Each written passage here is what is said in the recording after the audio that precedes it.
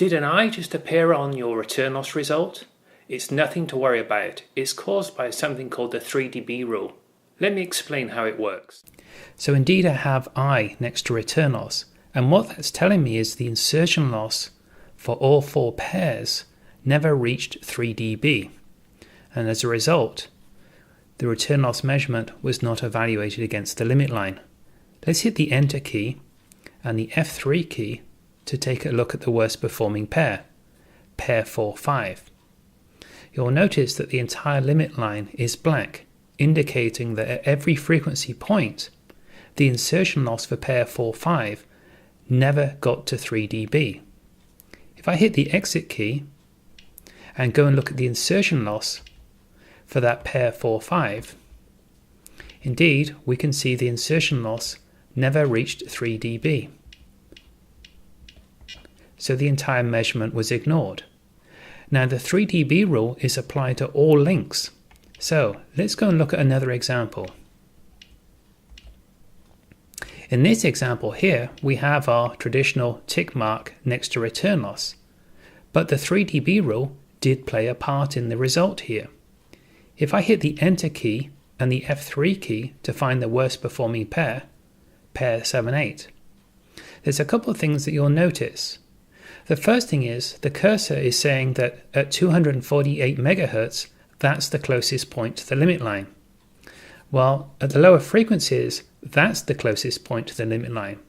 Let's move the cursor and see if we can find a margin that's smaller than that 8.1 that was reported.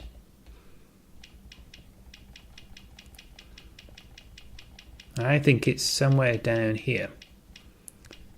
Yep, it's dropping. 5.8, 5.9, 5.8. So why didn't the DTX report 5.8 dB as our worst case margin? Well, because at 3 MHz, the insertion loss for pair 7-8 was less than 3 dB.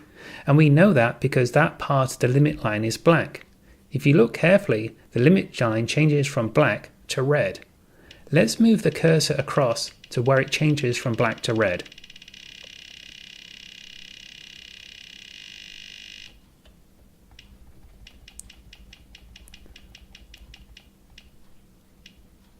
I would say it's about there, 181 MHz. So what that's telling me is that less than 181 MHz, the insertion loss was less than 3 dB for this pair 7-8. Let's go and check that out.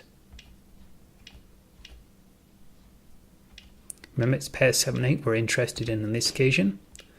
We'll drop the cursor back to 181 MHz.